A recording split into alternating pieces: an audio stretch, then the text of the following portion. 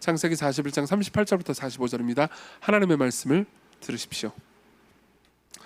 바로가 그의 신하들에게 이르되 이와 같이 하나님의 영에 감동된 사람을 우리가 어찌 찾을 수 있으리요 하고 요셉에게 이르되 하나님이 이 모든 것을 내게 보이셨으니 너와 같이 명철하고 지혜 있는 자가 없도다. 너는 내 집을 다스리라. 내 백성이 다 네 명령에 복종하리니 내가 너보다 높은 것은 내 왕좌뿐이니라. 바로가 또 요셉에게 이르되 내가 너를 애굽 온 땅의 총리가 되게 하노라 하고 자기의 인장 반지를 빼어 요셉의 손에 끼우고 그에게 세마포 옷을 입히고 금사슬을 목에 걸고 자기에게 있는 버금술에 그를 태우매 무리가 그의 앞에서 소리를 지르기를 엎드리라 하더라. 바로가 그에게 애굽 전국을 총리로 다스리게 하였더라. 바로가 요셉에게 이르되 나는 바로라. 애굽 온 땅에서 네 허락이 없이는 수족을 놀릴 자가 없으리라 하고 그가 요셉의 이름을 사브넷 바네아라 하고 또 온의 제사장 보디베라의 딸 아스낫을 그에게 주어 아내로 삼게 하니라. 요셉이 나가 온 애굽 온 땅을 순찰하니라. 아멘. 네, 요셉에 관한 이야기를 오늘 5번째로 보고 있고요. 오늘은 창세기 41장 전체를 보려고 합니다. 요셉은 여기서 엄청난 성공을 거둡니다. 죄수의 몸에서요 단박에 총리가 되죠. 여기서 우리는 성공에 대해서 조금 생각을 해볼 필요가 있습니다. 아마도 제 생각에 여러분들 모두는 성공을 원할 겁니다. 여기 계신 분들 중에서는 무슨 소리입니까? 저는 성공 같은 거 그렇게 원하지 않아요. 그냥 평안하게 제 삶을 그냥 잘 살면 그만이지 저는 성공을 그렇게 크게 원하지는 않습니다 라고 생각하는 분들도 분명히 계실 겁니다. 저는 그 말을 믿지 않습니다. 왜냐하면 여러분들이 머릿속에 있는 그 성공은 뭐 돈이 많고 아주 유명해지고 막 엄청난 대단한 것 이것만 성공이라고 생각하거든요. 근데 생각해보세요. 여러분들이 이번 주에 하고 있는 프로젝트를 생각해 보십시오. 이게 성공하기를 바랄 거 아니에요. 실패하기를 바라십니까? 그렇죠? 여러분들이 누군가를 짝사랑하고 있습니다. 그 사람과 관계를 조금씩 쌓아가고 있어요. 뭘 하고 싶죠? 성공하고 싶습니다. 예. 여러분들이 자녀를 키우고 있습니다. 예. 그리고 자녀가 잘 커가고 있는데 이 자녀가 이번에 시험을 봅니다. 어떻게 되기를 원하죠? 성공하기를 원합니다. 그렇죠? 그러니까 뭐 나는 성공을 원하지 않아라고 말할 때는 긴 인생 가운데서 거부가 되거나 뭐 엄청나게 유명하게 되거나 이걸 원하지 않는다는 의미지. 여러분들의 삶에서 여러분들은 늘 성공을 원합니다. 그렇죠? 그리고 성공은 때로 독이 되기도 합니다. 왜냐하면 성공이야말로 우리를 자만하게 만들기 때문입니다. 짐 콜린스라는 경영학자가 있습니다. 이 사람은 굉장히 유명한 베스트셀러를 많이 냈고요. 그리고 스탠퍼드 대학의 교수인데 상당히 많은 이 기업가들에게 영감을 주는 글들을 썼죠. 그분이 쓴 책 중에서 위대한 기업은 다 어디로 갔을까라는 책이 있습니다. 이거는 이제 아주 거대한 성공을 거뒀던 기업들 있잖아요. 그 기업들이 몰락과 실패를 반복하는 것을 보면서 어떻게 하다가 이 위대한 기업들이 이렇게 망해버렸는가를 연구한 책입니다. 그리고 그 책에 보면 이런 이야기가 있습니다.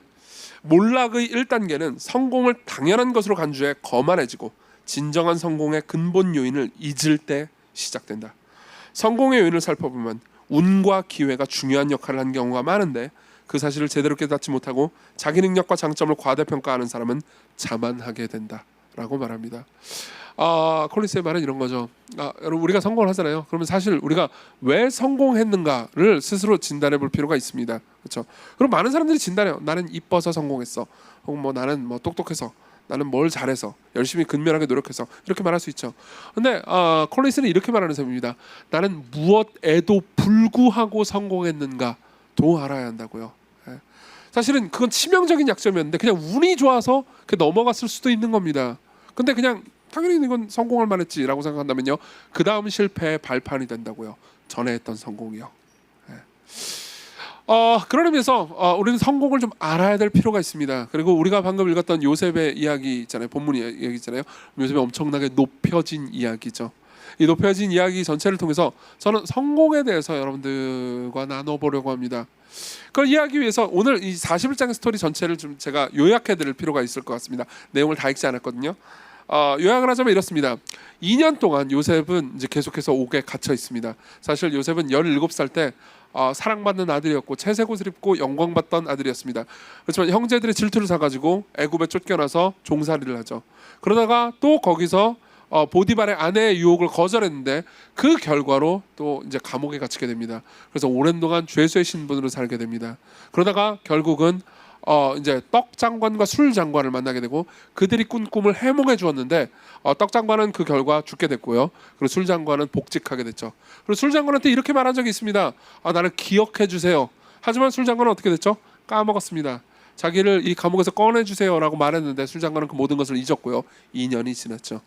자, 2년이 지난 다음, 그러니까 요셉이 영광받던 자리에서 내려와서 13년이나 지난 다음에 바로가 이번에는 꿈을 꾸게 됩니다.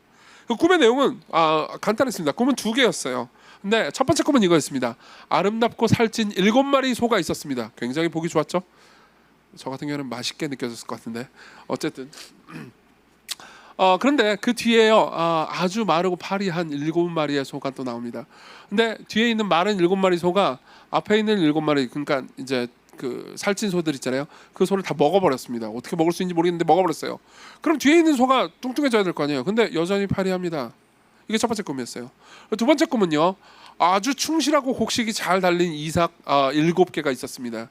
근데 그 뒤에는 동풍에 마르고 파리한 이삭 7개가 있었어요. 그리고 뒤에 있는 이삭이 앞에 있는 이삭을 다 먹어버립니다. 그리고 어떻게 되죠? 그냥 여전히 파리한 상태로 남죠. 굉장히 불길하고 흉흉한 꿈이죠. 그리고 바로는요 여러 해몽사들에게 찾아가가지고 이게 도대체 무슨 꿈이냐, 이 내용이 뭐냐라고 묻습니다. 근데 그 누구도 제대로 해석해 주는 사람이 없었습니다. 아마 해석은 많이 해줬을 거예요. 이건 이 뜻입니다, 왕이시여, 뭐 이렇게 얘기했겠지만 아닌 것 같은데가 계속해서 반복됐겠죠. 자, 그런 상황에서 이제 이 모든 것들을 보고 있던 술 장관이 보게 됩니다. 술 장관이 자기 옛날 일이 생각나는 거예요. 2년 전에 맞다, 요셉, 그 히브리 노예, 요셉 이름도 기억 못했을 거야 아마. 그 히브리 노예 걔 해몽 잘하던데, 그래가지고 내가 복직했잖아 라는 생각이 들었던 거죠. 그래서 바로에게 말합니다. 갑자기 제 죄가 생각나네요. 여러 죄들이 생각납니다. 제가 까먹어버렸네요. 근데 그 히브리 노예 걔 진짜 해몽 잘합니다 라고 얘기를 하죠. 그리고 나서 바로는요 그놈 잡아와라 라고 말합니다. 그리고 아마도 요셉은요 그냥 어느 날처럼 아무 생각 없는 편안한 날이었습니다. 절망적인 편안한 날이었겠죠. 그렇죠. 자기는 이제 자기 집에서 떠나온 지 13년이 넘었고요. 그냥 희망도 없어 보이고 힘도 없어 보이고 아무것도 아닌 그냥 평범한 절망적인 날입니다. 그런 날에 갑자기 누가 달려와가지고 야, 옷 입어 이렇게 얘기를 합니다. 야, 수염 깎고, 수염 이게 뭐냐 그러면서 수염 깎고 옷 입으라고 합니다. 그리고 요셉은 원래 채색 옷을 입고 있었거든요. 그러다가 이제 종의 옷을 입게 되죠. 그리고 나중에는 죄수복을 입고 있다가 이제 다시 평상복으로 올라갑니다. 그리고 나서 입고 가가지고 이제 바로 앞에 서게 되죠. 그리고 바로가 자기 꿈을 설명해 줍니다. 그리고 굉장히 불길하다는 이야기를 해줘요. 나 이게 너무 불길하다라고 이야기를 해줘. 전체 이 장이 긴 이유는 이 꿈이 계속해서 반복돼서 되풀이돼서 설명되기 때문이거든요. 근데 두 번째 바로가 자기 꿈을 설명할 때는 거기에 자기가 불길하다는 이야기를 덧붙여요. 그러니까 요셉은 말합니다. 요셉은 이 모든 꿈을 다 설명을 해줍니다.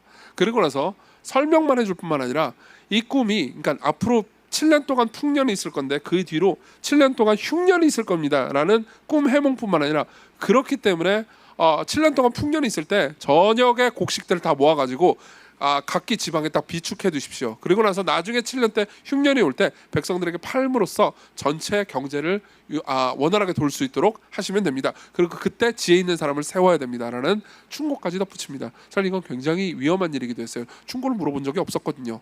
근데 함부로 충고를 했다? 그러면 잘못하면 네가 나 가르치냐 그러면서 죽을 수도 있었습니다. 그렇지만 용기 있게 요셉은 이야기를 했고요. 바로는 거기에 거의 감동했던 것 같습니다. 그러면서 38절에 보면 이야, 이렇게 하나님의 영에 감동된 사람이 있나, 그러면서 너 오늘 총리, 그러면서 이제 갑자기 인생이 역전되죠. 그리고 나서 총리가 된 다음에 그 다음부터는 이제 뒤에 보면은 요셉의 공적인 스토리와 사적인 스토리가 이어집니다. 공적으로요, 실제로 7년 풍년이 있습니다. 그리고 애굽 땅 전역을 순찰하면서 풍년을 잘 관리하고 20%씩 세금을 계속해서 걷어들입니다. 그러고 나서 그 다음에 7년 흉년이 났을 때 드디어 이제 걷어들인 곡식을 잘 풀면서 전체를 관리하는 장면이 나옵니다. 그래서 애굽뿐만 아니라 그 지역에 있는 다른 고대 근동의 나라들 있잖아요. 그 나라들까지 애굽에 와가지고 곡식을 사러 왔죠. 바로 입장에서는 완전히 논한 겁니다. 그죠? 자기 나라에서만 이제 그 7년 흉년 때문에 자기 나라에서만 이제 권력을 휘어잡게 된 게 아니고 그 주변 국가들도 먹고 살려고 나한테 와가지고 여기 와가지고 곡식 사야 되잖아요. 그러니까 엄청난 권력을 가지게 됐을 겁니다. 바로와 애굽 입장에서는 요셉 하나 잘 만나가지고 엄청나게 이제 큰 복을 받게 되는 거죠. 그리고 이게 공적인 삶이었고요. 또 하나는 이제 사적인 삶이었는데 요셉은요 결혼을 합니다. 결혼을 하고 나서 이제 아이를 낳는데 그 두 명의 아이가 요셉에게 큰 위로가 되죠. 자, 이게 전체 스토리입니다. 이 전체 스토리를 통해서 우리는 요셉이 거대한 성공을 거둔 것을 볼 수 있습니다. 요셉은 13년 동안 옥에 갇히고 또 종살이를 했지만 이후에 80년 동안 종리 일을 하죠. 굉장한 성공 아니겠습니까? 그리고 이 성공의 이야기를 통해서 우리가 성공을 어떻게 돼야 되는지 한번 생각해 봤으면 좋겠습니다. 첫 번째로는요, 성공의 배경입니다. 요셉이 성공하기 이전에 어떤 배경이 있었는지. 그리고 두 번째로는요, 성공의 목적입니다. 그리고 마지막으로 이 모든 이야기를 들을 때 우리가 어떤 희망을 품을 수 있는지에 대해서 이야기를 해보겠습니다. 오늘은 절대 성공학 뭐 이렇게 하면 성공한다 이런 게 아닙니다. 오해하지 마세요. 그런 생각을 가시는 분들은 실망할 겁니다. 하지만 우리는 그래도 희망을 품을 수 있는 게 있습니다. 내용 한번 보죠. 먼저 배경입니다. 요셉이 그러니까 이렇게 하루아침에 높아지기 전에 가지고 있었던 배경에 이 본문은요, 요셉이 최소한 두 가지를 가지고 있다고 설명해 줍니다. 하나는요, 요셉은 여전히 하나님을 신뢰하고 있었다는 거고요. 또 하나는요, 요셉은 계속해서 준비되고 있었다는 겁니다. 먼저 신뢰를 생각해 보죠. 16절을 봅시다. 16절을 보면요, 15절부터 볼게요. 바로가 요셉에게 이르되 내가 한 꿈을 꾸었으나 그것을 해석하는 자가 없더니 들은즉 너는 꿈을 꾸면 들으면 능히 푼다 하더라. 야, 너는 꿈을 잘 꾼다며? 잘 꾸죠. 꾸는 것도 잘 꾸고 잘 푼다며라고 얘기를 해줍니다. 그러니까 16절에 이렇게 얘기하죠. 요셉이 바로에게 대답하여 이르되 내가 아니라 하나님께서 바로에게 편안한 대답을 하시리이다. 여기서 편안한이라고 번역된 단어는 샬롬을 의미합니다. 그러니까 하나님이 꿈을 잘 푸십니다. 하나님이 평안한 해답, 완전한 해답을 주시는 분입니다. 내가 아닙니다. 이렇게 이야기를 하는 거죠. 사실 이 말은요, 요셉이 2년 전에 했던 말과도 거의 동일한 말입니다. 술장관과 떡장관이 불길한 꿈을 꾸고 나서 요셉에게 말했을 때 요셉은 뭐라고 말했는지 기억하십니까? 40장 8절에 보면요, 이렇게 말합니다. 해석은 하나님께 있지 않습니까? 제게 말해주세요. 이렇게 얘기하죠. 그러니까 해석과 꿈풀이는요, 하나님께 있다는 거죠. 그걸 통해서 우리는 뭘 알 수 있습니까? 요셉이 여전히 하나님을 신뢰하고 있었다는 걸 알 수 있습니다. 사실 23년 동안의 고통을 겪잖아요. 그러면 자기가 믿는 하나님을 내팽개치고 더 이상 믿지 않아 라고 생각하기도 쉽습니다. 그렇지만 성경에 분명히 나와 있지는 않지만 그래도 요셉은요, 물론 회의하던 시절도 있었을 겁니다. 미쳐버릴 정도로 고통스러운 시절도 있었을 겁니다. 그렇지만 또 다른 한편으로 계속해서 하나님을 신뢰하고 있었고 그분의 말씀에 귀를 기울이고 있었고요, 그분과 더불어서 교제하는 시간을 많이 보냈던 게 분명합니다. 그리고 그 가장 큰 증거가 25절에 있습니다. 25절을 봅시다. 요셉이 바로에게 아뢰되 바로의 꿈은 하나라. 하나님이 그가 하실 일을 바로에게 보이심이니이다. 이건 되게 중요합니다. 요셉은요, 바로의 꿈 이야기를 듣자마자 바로 이 얘기부터 합니다. 아니, 그 꿈은 두 꿈이 아닙니다. 한 꿈입니다 라고 얘기해요. 32절에 똑같이 얘기합니다. 32절에 바로께서 꿈을 두 번 겹쳐 꾸신 것은 하나님이 이 일을 정하셨습니다. 하나님이 속히 행하시리니. 분명히 바로는 두 개의 꿈을 꿨단 말이에요. 근데 요셉은요, 그 꿈에 대해서 듣자마자 이거는 두 개의 꿈이 아니고 한 꿈입니다 라고 이야기를 해줍니다. 어떻게 그걸 요셉은 할 수 있었을까요? 이유는 간단합니다. 요셉 본인도 두 번의 꿈을, 동일한 내용의 계시를 주는 두 번의 꿈을 꿨었거든요. 여러분 혹시 37장에 요셉이 첫 번째 꿈 꿔가지고 형들한테 경솔하게 말하고 그 다음에 뭐 쫓겨나고 뭐 이 스토리 기억하십니까? 그때 요셉이 꿨던 꿈 기억하세요? 두 개의 꿈이었습니다. 하나는 뭐냐면은 우리가 전부 다 밭에서 곡식단을 묶었는데 내가 묶은 단은 똑 서 있고 나머지 단들은 다 이 단한테 절하더이다, 이거였어요. 이게 첫 번째 꿈이었어요. 두 번째 꿈은요, 해와 달과 열한별이 저한테 절하던데요. 이거 똑같은 내용의 꿈이죠. 근데 두 번의 다른 방식으로 나타난 꿈이죠. 그리고 요셉은요, 이 두 개의 꿈이 한 개의 꿈이라는 걸 알고 있었죠. 자신이 높아질 거라는 거예요. 듣자마자 알고 있었지만 이 꿈의 진정한 의미, 진정한 해석은 요셉은 몰랐습니다. 사실 요셉의 생애 말년에 가서야 진정한 완벽한 해석을 알게 되죠. 그렇지만 요셉은 이쯤 돼서도 이미 이 두 개의 꿈이 자기가 높아질 거라는 하나의 꿈이라는 것을 알고는 있었습니다. 근데 자, 한번 생각해 보세요. 처음에 이 꿈을 꾸고 나서 신나가지고 형들한테 말하고 형들이 그거 듣자마자 열받아가지고 요셉을 구덩이로 빠뜨리고 요셉은 구덩이에서 막 발가벗겨지고 막 피투성이가 되고 살려주세요 하는데도 아무도 구해주지 않고 그 고통을 겪다가 결국 나중에 애굽의 종으로 팔려갔단 말이에요. 그 이후에도 막 죄수가 되고 엄청난 고난을 겪었단 말이에요. 그리고 그 과정을 통과하면서 자신이 꾼 꿈에 대해서 어떻게 생각을 했을까요? 요셉은 아마 이렇게 생각했을 겁니다. 그건 개꿈이었어, 이렇게 생각했을 겁니다. 그렇지만 시간이 지나고 보면서 요셉은요, 한편으로는 그건 개꿈이었어라고 말하지만 또 다른 한편으로 그 꿈을 진짜로 신뢰하기도 했을 겁니다. 이게 왔다 갔다 반복했겠죠. 예. 사실 이게 모든 그리스도인들이 가지고 있는 마음 아니겠습니까? 이때는 성경이 없었잖아요. 그렇기 때문에 하나님께서 자기의 뜻을 요셉에게, 하나님의 백성들에게 계시해 주기 위해서 꿈이나 환상을 쓰셨습니다. 그렇지만 지금은요, 성경이 있죠. 성경을 통해서 우리는 하나님의 뜻을 압니다. 맞죠? 근데 여러분, 성경의 메시지를 볼 때 어떤 생각이 드십니까? 한편으로는 이 성경의 메시지를 난 믿어요 라고 말하지만, 또 다른 한편으로 진짜 어려울 때, 삶이 고통당할 때 하나님께서 반드시 여러분들을 회복시켜 줄 거라는 메시지를 들 때 여러분들 어떤 생각이 드십니까? 와닿지 않는다. 우리는 안 믿어요 이렇게 얘기 안 하죠. 안 믿어요. 그럼 내가 안 믿는 불신자라는 소리 들을까 봐. 그렇죠? 예, 여러분 혹시 여기 중에서 신자가 아닌 분들 있잖아요. 신자가 아닌 분들 많이 계실 거예요. 근데 신자들이 뭔 말할 때 이게 막 와닿지 않아, 적용이 안 돼 이렇게 얘기한다는 거는 안 믿는다는 소리예요. 그렇게 이해하시면 돼요. 제가 이 더러운 비밀을 굳이 까발리는 이유는 신자들도, 심지어 목사인 저도요, 종종 그러니까 믿음에 대해서 회의를 느낄 때가 있다는 걸 말씀드리고 싶어서입니다. 여러분들이 완벽한 믿음을 가져야 하나님께서 여러분들을 받아주시는 게 아니에요. 근데 어쨌든 간에 요셉은요, 이렇게 왔다 갔다 했을 겁니다. 그리고 왔다 갔다 하면서요, 그래도 계속해서 그때 하나님께서 주신 말씀이 내게 진짜였다는 것을 한편으로는 굳게 믿고 있었던 거죠. 믿고 있으니까 어떤 일이 벌어집니까?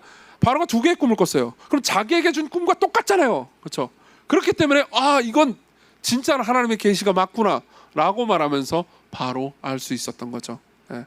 요셉이 바로가 꾼 꿈을 바로 해석할 수 있었던 것은 요셉이 자기가 꾼 꿈 있잖아요. 자기에게 준 계시를 여전히 믿고 있었기 때문이죠.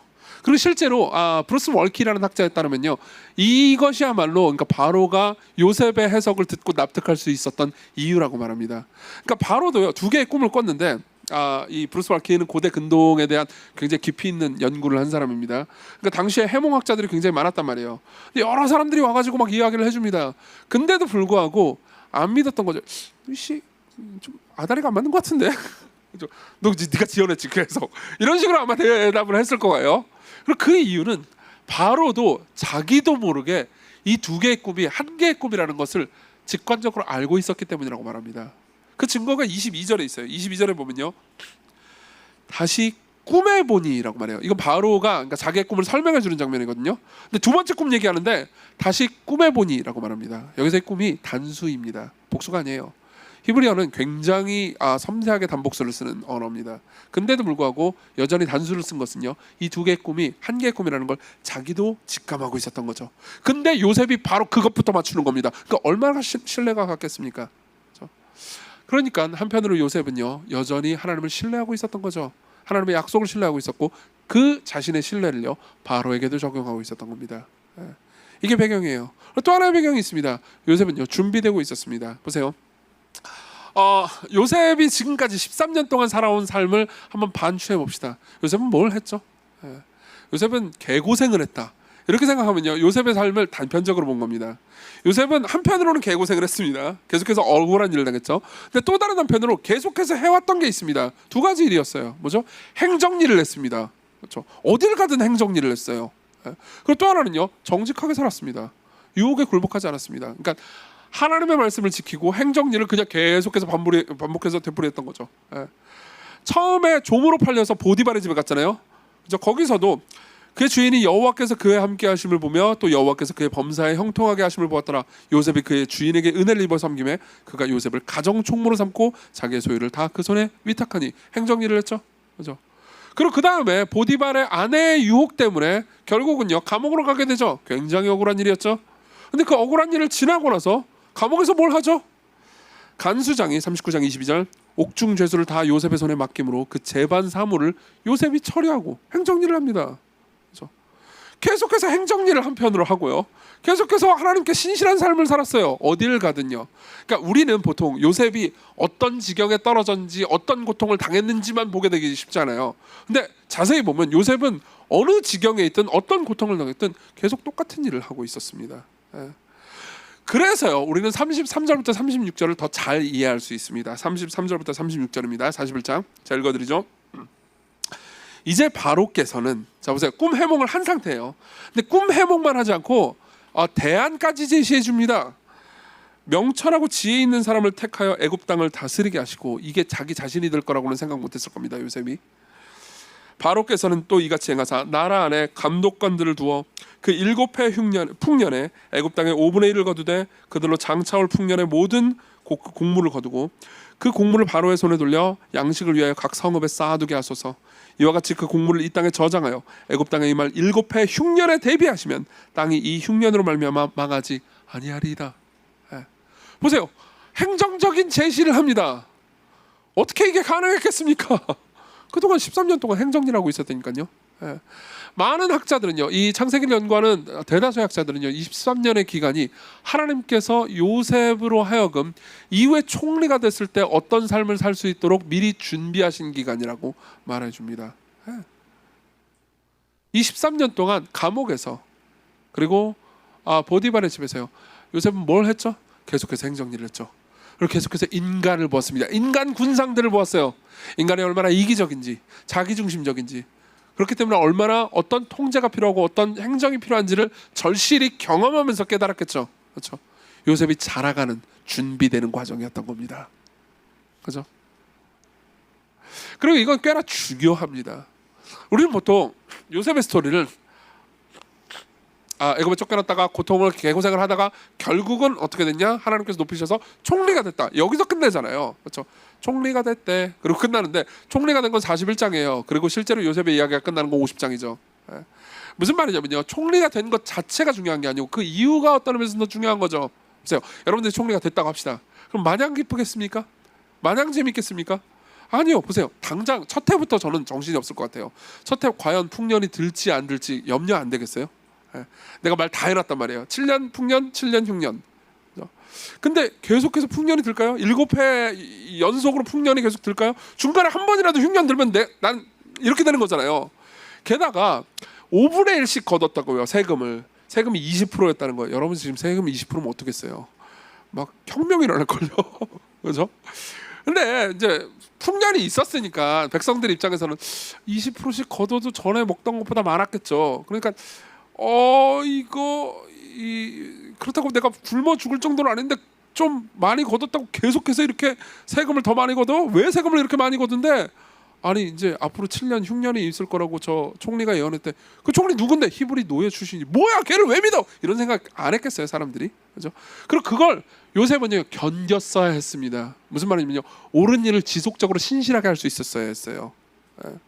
게다가 행정을 지속해서 했었어야 했습니다. 그럼 20%씩 거두면 사람들이 욕 엄청 했겠죠. 저 인간 누구냐, 내려와라, 바로는 왜 저런 인간을 신용하냐. 그리고 그걸 7년 동안 풍년이 있을 때는 그냥 말만 나오고, 그래도 풍년이니까 행복하게 지냈을 거 아니에요. 솔직히 생각해보세요. 여러분들 돈 많이 벌었으면 좋겠어요. 하나님 돈을 주세요 해가지고 이렇게 돈을 버는데 돈이 많아졌다고 합시다. 그렇죠? 돈이 많아지면 좋지만 돈이 많아졌다고 해서 헌금 더 내라 그러면 그래도 기분 나쁘잖아요 솔직히. 여러분들 비난하고 싶은 게 아니에요. 그렇잖아요. 그죠? 이 사람들 안 그랬겠냐고요. 근데 보세요. 잘 생각해보세요. 7년째, 그러니까 풍년 7년째를 생각해보자고요. 제 생각에는 이때 요셉이 제일 쫄렸을 것 같아요. 내년에 흉년이 와야 되잖아. 그죠? 흉년이 안 오면은 뭐야? 그냥 풍년이 계속 드는 거였네. 근데 그냥 세금 걷어가지고 그냥 자기 해먹으려고 이런 생각 안 했겠어요? 게다가 7년 동안 요셉은요 20%씩 걷어서 자기 개인 사욕을 절대 채우면 안 되고 계속해서 곡식을 잘 칼같이 투명한 행정을 했었어야 했을 겁니다. 안 그러면은 의심받기 십상이거든요. 그죠?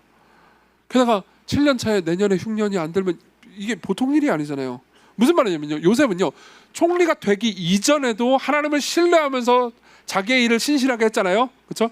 근데 총리가 된 이후에도 하나님을 여전히 신뢰하면서 자기 일을 했었어야 했던 거죠. 변한 건 아무것도 없어요.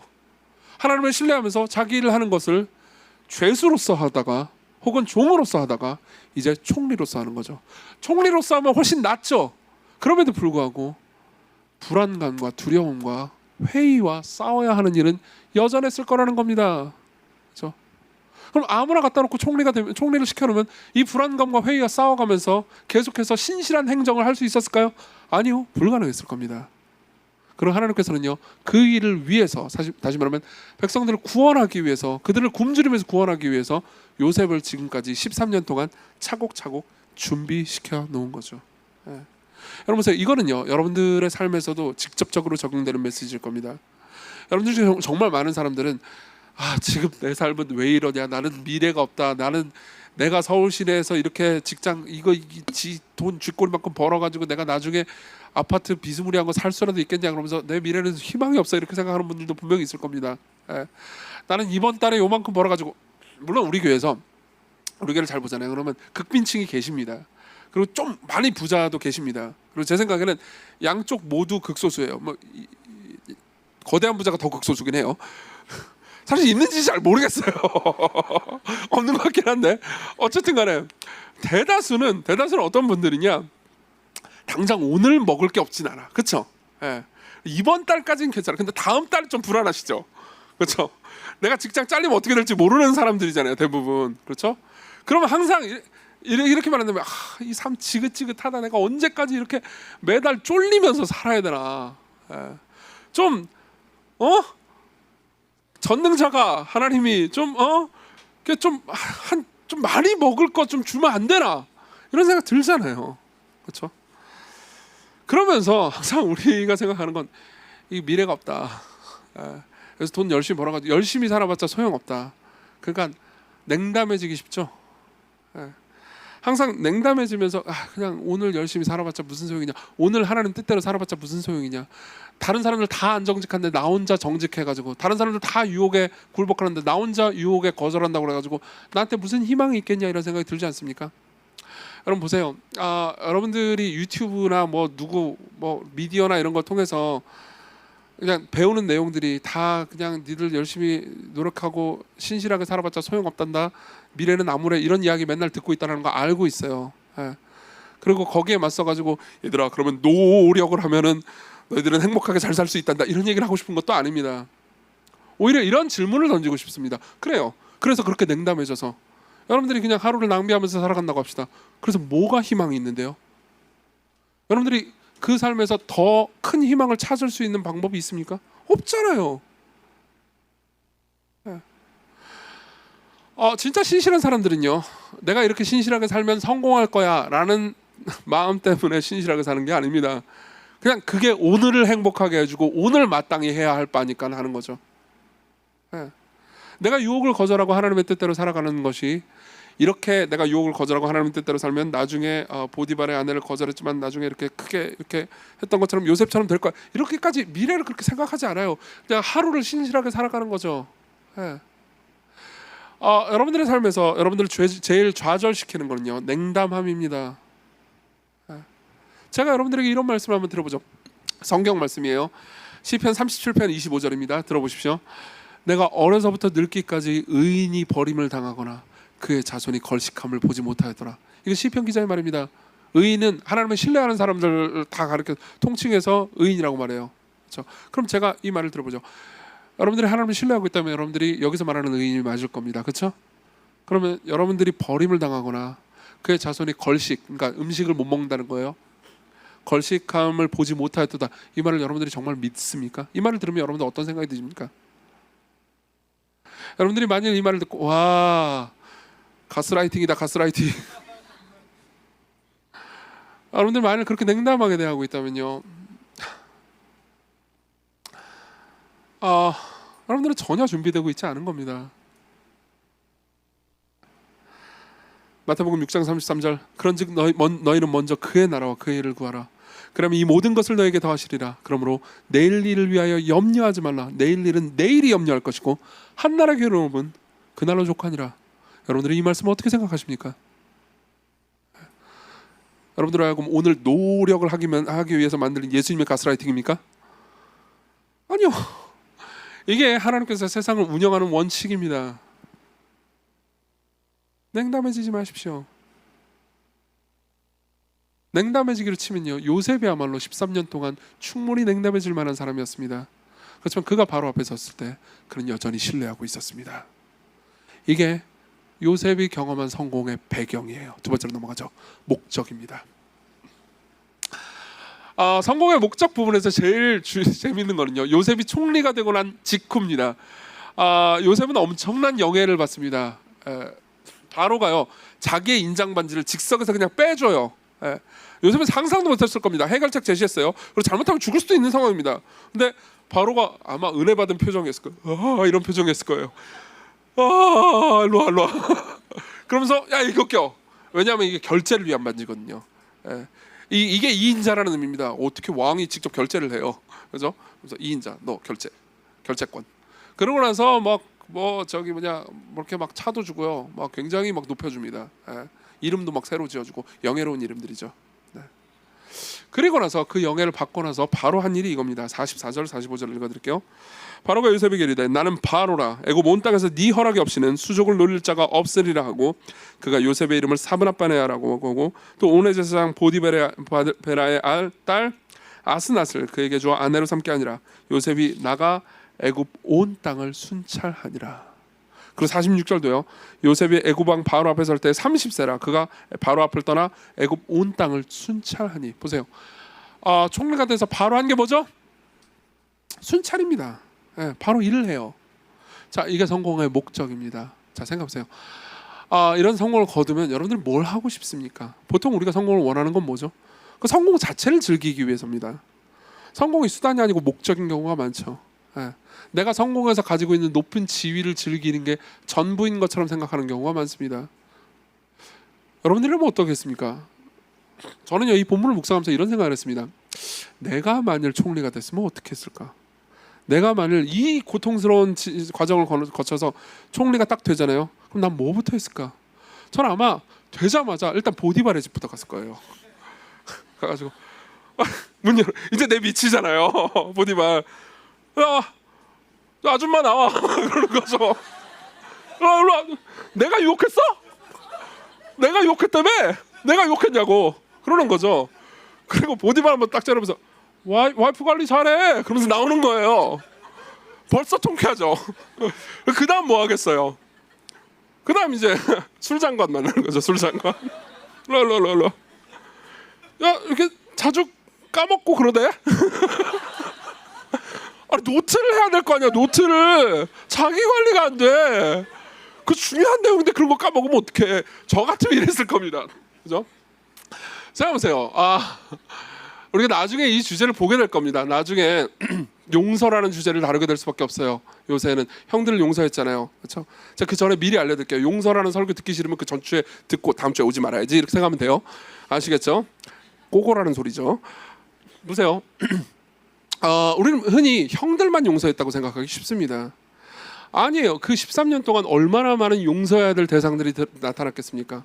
보디발의 아내 보디발, 그리고 또 술 장관이요. 술 맡은 관원장. 그리고 그 사이에 자기가 종이었기 때문에, 자기가 죄수였기 때문에 자기를 하대하고 깔보고 무시하는 사람들이 얼마나 많았겠습니까? 그 모든 사람들을 다 용서했어야 했어요. 네. 어떻게 용서할 수 있었을까요? 간단합니다. 자기가 지금 맡은 사명에 집중해야 됩니다. 그 사명은 뭐죠? 섬김입니다. 하나님께서 왜 요셉을 성공하게 하셨죠? 성공 자체를 즐기게 하기 위해서? 아니요, 그 성공을 수단으로 삼아서 섬기게 만들기 위해서였죠. 여러분들은 왜 성공하고 싶으십니까? 복수하려고요. 그런 사람도 있죠. 내가 개척교회 때 이 조그마한 교회라고 해가지고 무시하는 사람이 없었는데 많았는데 그놈들한테 복수하기 위해서 교회를 부흥시켜야겠어. 이런 생각을 하면 복수하기 위해서 성공을 하려고 하는 겁니다. 제 얘기 아니에요. 맞나? 바보 같은 생각이죠.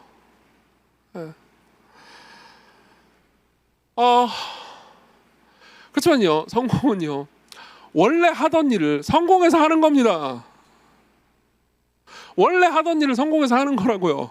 성공은요 더 큰 일을 하기 위한 도구일 뿐입니다. 그가 총리가 되자마자 아주 시크하게 바로 하는 일이 뭐죠? 애굽 온 땅을 순찰합니다. 지금 당장 곳간의 상황을 봐야 돼요. 그리고 풍년이 어떻게 이루어지는지, 그리고 각자의 땅 상황이 어떻고 그 상황에서 얼만큼 곡식을 거둬들이면 얼만큼 수용할 수 있는지, 그리고 얼마나 탐관오리 같은 사람들 다 배제하고 얼마나 정직하고 관리를 잘할 수 있는 사람들이 곳곳에 있는지를 확인을 하고 계속해서 관리를 해야 되죠. 이게 바로 요셉이 했던 일입니다. 여러분들도 사실 마찬가지입니다. 여러분들이 성공하기를 원한다면요, 왜 성공을 하고 싶은 겁니까? 왜 성공을 하고 싶어야 합니까? 섬기려고요. 사람들 섬기고 열매를 맺기 위해서요. 네. 여러분들은 성공하게 좀 해주지, 성공해도 봉사하고 섬겨야 됩니까? 이런 질문을 던질지도 모릅니다. 자, 역으로 한번 생각해보죠. 항상 목사를 예로 들면 여러분들이 이해하기가 편합니다. 근데 오늘 저 말고 이제 우리 교회 교역자 중에 한 명을 예로 들겠습니다. 자, 우리 교회 교역자 중에 한 명이 있습니다. 뭐 오도사님이라고 하죠. 잘생긴 오도사님. 잘생긴 오도사님이 성공을 원해요. 근데 이게 성공인지 아닌지 잘 모르겠지만 어쨌든 담임 목사가 되는 게 성공이라고 합시다. 그렇죠? 담임이 되고 싶어. 별로 안 되고 싶은 표정이긴 하지만 어쨌든 담임이 너무 되고 싶어. 난 담임을 하고 싶어. 이렇게 내가 얼굴도 잘생겼는데 담임이 아니라니, 그런 생각이 들면서 담임을 너무 하고 싶어요. 그래서 담임이 되기 위해서 열심히 막 나는 대모모교회 담임 목사님이 되겠어. 그러면서 막 열심히 막 어디 공고를 하면 지원도 하고 막 외모도 가꾸고, 이게 되는지 안 되는지 모르겠지만 어쨌든 막 그런 거 하고 있습니다. 열심히 담임이 됐어요. 담임이 되려고 하고 있어요. 뭐 그것까지는 그렇다고 합시다. 근데 보세요. 담임이 되기 위해서 수만 가지 노력을 하는데 정작 여러분들 별로 안 섬겨요. 예.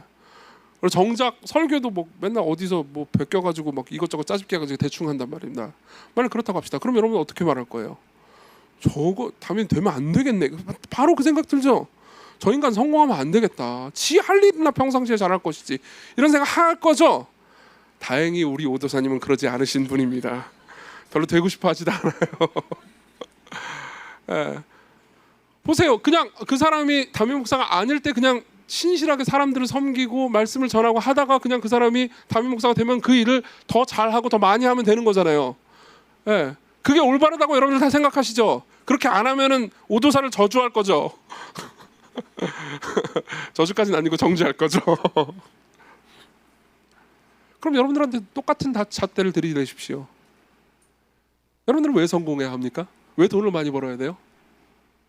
예. 여러분들은 왜 잘 돼야 합니까? 왜 합격해야 돼요? 왜 여러분들의 집은 부자가 돼야 됩니까? 왜 여러분들의 좁은 17평짜리 집은 40평짜리 집이 되어야 합니까? 섬기려고요. 예.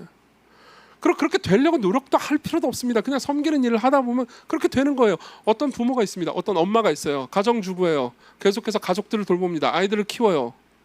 근데 그러다가 뭐 좁은 집에서 이렇게 막 아둥바둥 하다가 나중에 40평짜리 집으로 가게 되잖아요. 그러면 원래 하던 일, 가족을 사랑하고 자녀를 돌보는 일 있잖아요. 그럼 그냥 40평짜리 집에서 하게 되는 거예요. 달라진 건 아무것도 없습니다. 왜요? 모든 성공은 그냥 수단일 뿐입니다.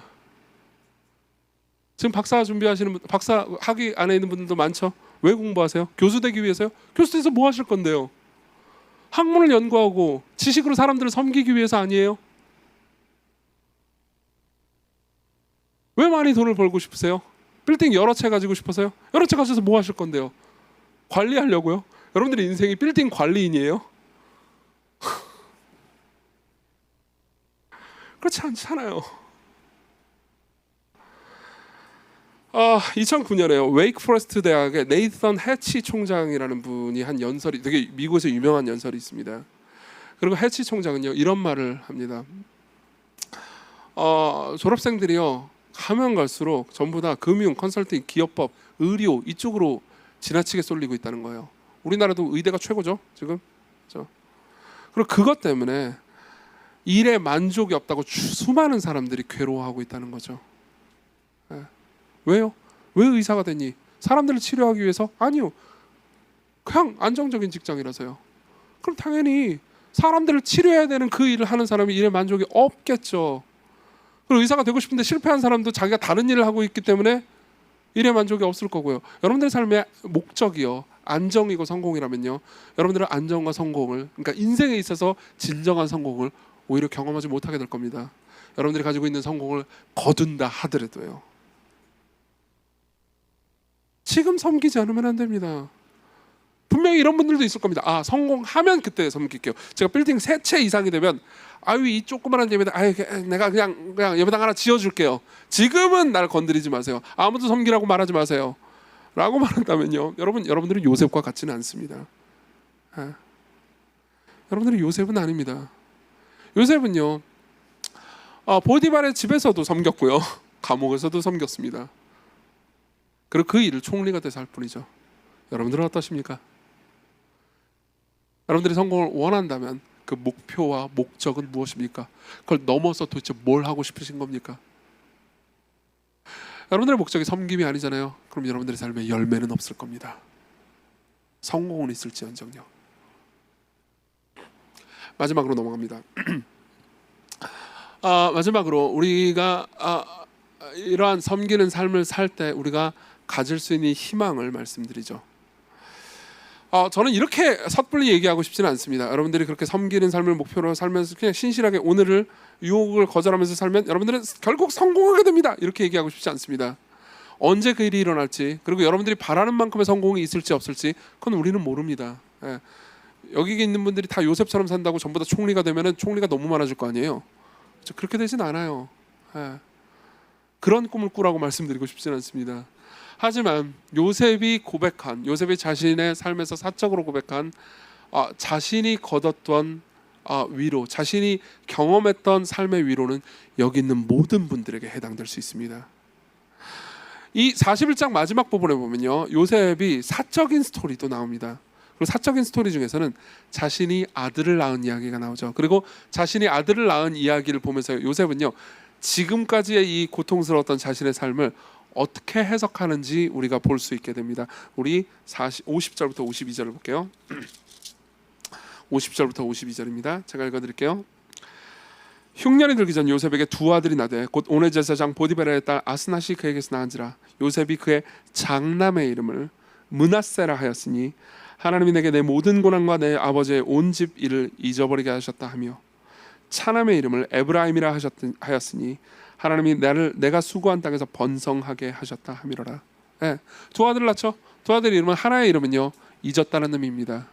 그리고 또 하나의 이름은요 번성하다는 뜻의 이름이죠. 사실 우리나라 말로 번성하다라고 번역되긴 했지만 히브리어로는 열매를 맺다는 의미입니다. 그렇죠? 여러분들이 신실하게 삶을 살 때 여러분들이 원하는 성공을 거두게 될지 그렇지 않게 될지는 모르겠습니다. 하지만 하나 확실한 것은요, 여러분들에게 두 가지 일이 있을 겁니다. 하나는 여러분들은 고통을 잊을 겁니다. 그리고 또 하나는요, 여러분들은 열매를 맺을 겁니다. 반드시요. 이게 우리의 희망이에요. 고통을 먼저 잊을 겁니다. 이 잊는다는 게 뭘 의미할까요? 정보가 포맷됐다는 겁니까? 아니요, 그렇지 않습니다.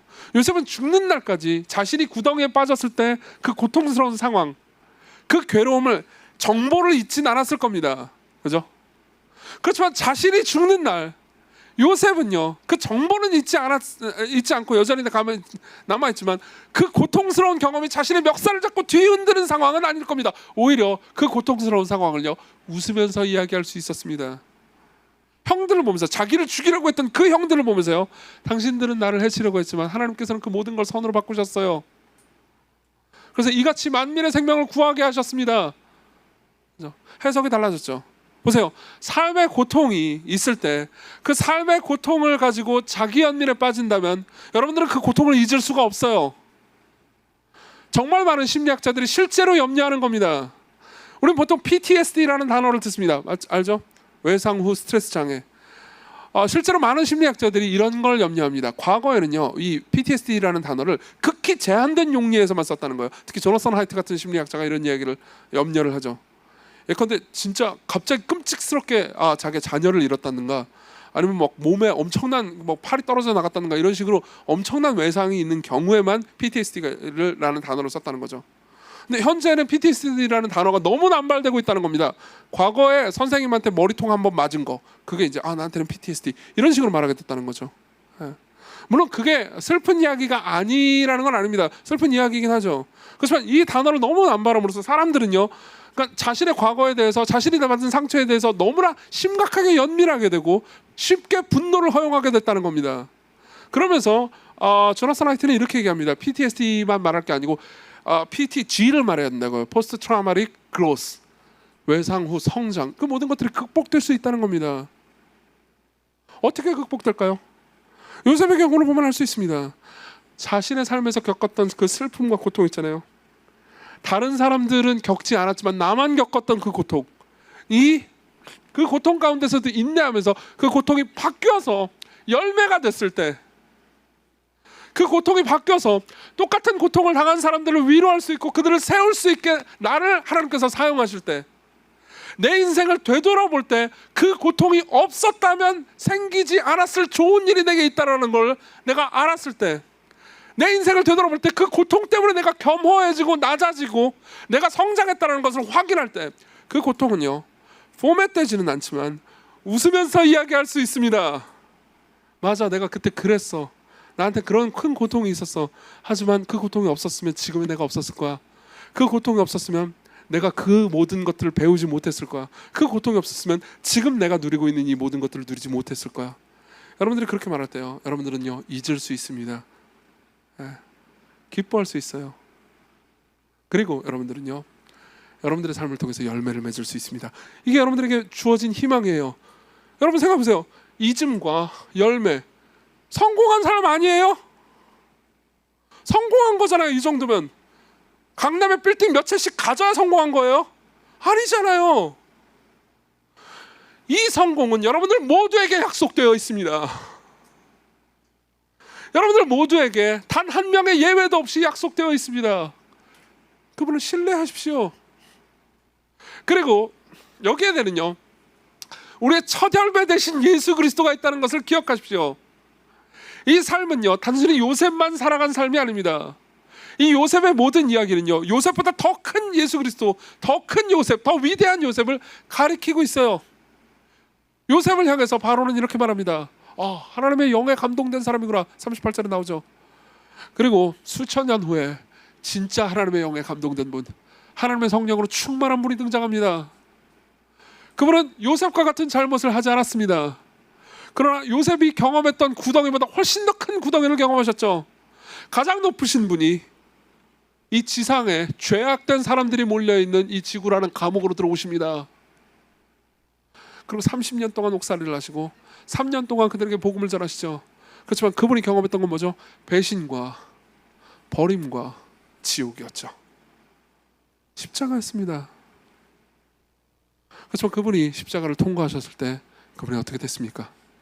부활하셨습니다. 그리고 그걸 가리켜서 첫 열매라고 부르는 걸 아십니까? 여러분들이 나중에 신약 성경에서 첫 열매라는 단어로 검색해 보십시오. 전부 다 예수 그리스도의 부활을 가리킨다는 것을 알 수 있을 겁니다. 그 첫 열매가 뭘 말하는지 아세요? 첫 성공이에요. 그분이 첫 번째 성공 케이스입니다. 그분과 같은 거대한 고통을 당했지만 거대한 열매를 거두신 그 사례를 생각해 보십시오. 그리고 이 열매는, 다시 말하면 이 성공은요 여러분들 모두에게 약속되어 있습니다. 그 누구도 예외가 없어요. 여러분들이 준비되고 있다면, 여러분들이 하나님을 신뢰하고 있다면요 여러분들 모두에게 이 약속이 주어져 있습니다. 여러분 그걸 아시나요? 저는 옛날에요 이 말씀을 되게 싫어했습니다. 그러니까 싫어하진 않았죠. 좋아했어요. 저는 되게 이상하게 생각했습니다. 되게 유명한 말씀이죠. 사실 요셉의 이야기 전체를 읽으면요 예수 그리스도와 연결할 때 이 말씀을 떠올리지 않을 수가 없어요. 들어보십시오. 빌립보서 2장입니다. 너희 안에 이 마음을 품으라 곧 그리스도 예수의 마음이니 그는, 예수님은 근본 하나님의 본체시나 하나님과 동등됨을 취할 것으로 여기지 아니하시고 오히려 자기를 비워 종의 형체를 가지사 사람들과 같이 되셨고 사람의 모양으로 나타나사 자기를 낮추시고 죽기까지 복종하셨으니 곧 십자가에 죽으심이라. 이러므로 하나님이 그를 지극히 높여 모든 이름에 뛰어난 이름을 주사 하늘의 인자들과 땅의 인자들과 땅 아래 인자들로 모든 무릎을 예수의 이름에 꿇게 하시고 모든 입으로 예수 그리스도를 주라 시인하며 하나님 아버지께 영광을 돌리게 하셨느니라. 여러분 잘 들어보십시오. 저는요 옛날에 이 말씀을 보면서 그러니까 결국 예수님이 죽고 부활하고 승천했는데 모든 입이 예수 이름을 주라 시인하고 하여튼 높아졌다 이 얘기잖아요. 그렇죠? 근데 저는 이런 질문을 가졌습니다. 근데 예수님이 이 땅에 오시기 전에도 하나님이잖아. 높으신 분 아니었어? 뭐가 달라진 거지? 그냥 원래 높았는데 죽고 부활해가지고 제자리로 왔다는 건가? 그런 의미가 아닙니다. 그런 의미가 아니에요. 뭘 의미하는지 아십니까? 제가 아까 이런 말씀 드렸죠. 성공은 뭘 위한 거라고요? 섬김을 위한 겁니다. 열매를 위한 거예요. 자, 그 이전에 예수께서 높으셨다는 건요, 그죠? 자기 백성들과 원수의 상태에서 높아진 상태였습니다. 그러나 그분이 이 땅에 오셨죠. 자기 백성들을 위해 죽으십니다. 그리고 자기 백성들을 다 끌어안으시고 그분을 데리고 그들의 모든, 저와 여러분들의 모든 자리를 가지고 천국으로 가셨죠. 그럼 뭘 의미하는지 아세요? 이제 그분은요, 높아지셨는데 그냥 높아진 게 아닙니다. 저와 여러분들의 왕으로, 저와 여러분들을 섬기는 진정한 총리로, 저와 여러분들을 순찰하시는, 저와 여러분들을 사랑하시는 진정한 총리, 진정한 왕으로 우리의 입술에서 찬양과 존귀를 받으면서 높아지셨다는 거예요. 그게 그분이 거두신 진정한 성공이었습니다. 예수님은요, 그런 노래도 있잖아요. 우리 없는 하늘 원치 않아. 갑자기 생각나네. 이게 설교 끝나고 그걸 불러야 되는데 준비가 안 됐어요. 근데 우리 없는 하늘 원치 않아 이 땅에 오셨어요. 그분은 최고로 높으셨지만요, 그분은요, 우리와 함께 있는 하늘을 원하셨습니다. 그분이 거두시고 싶으셨던 성공은 부활과 승천이었어요. 이게 애굽의 총리보다 훨씬 높죠? 그리고 그분이 부활과 승천으로서 얻으신 거는요, 내 백성들을 내가 영원히 섬기고 영원히 사랑하겠다. 그게 내가 이루고 싶은 성공의, 부활과 승천이요, 목적이다. 이렇게 말씀하신 것과 같아요. 그래서 그분은요, 십자가에서 고통스러워하시면서도 그 앞에 있는 즐거움을 위해서 십자가를 참으실 수 있었습니다. 여러분, 그분이 이루신 성공은 여러분들을 섬기기 위한 거였습니다.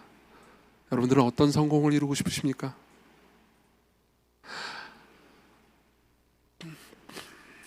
마지막에 이것만 한번 보죠. 55절 같이 한번 읽어볼까요? 시작. 애굽 온 땅이 굶주림에 백성이 바로에게 부르짖어 양식을 구하는지라 바로가 애굽 모든 백성에게 이르되 요셉에게 가서 그가 너희에게 이르는 대로 하라 하니라. 이 말씀이 재밌는 건 이겁니다. 각국에, 그리고 애굽 안에, 그리고 각국에 굶주린 사람들이 있습니다. 자, 굶주린 사람들에게 희망이 있나요? 있습니다. 곡식은 있어요. 애굽의 곡간에요. 그러면 굶주린 사람이 애굽의 곡간으로 가서 희망을 얻고 자기가 배부르게 먹으려면 어떻게 해야 되죠? 바로는 이렇게 말합니다. 요셉에게 가라. 굶주린 너희들에게도 희망이 있다. 너희들은 먹을 수 있다. 근데 너희들은 요셉에게로 가야 먹을 수 있다.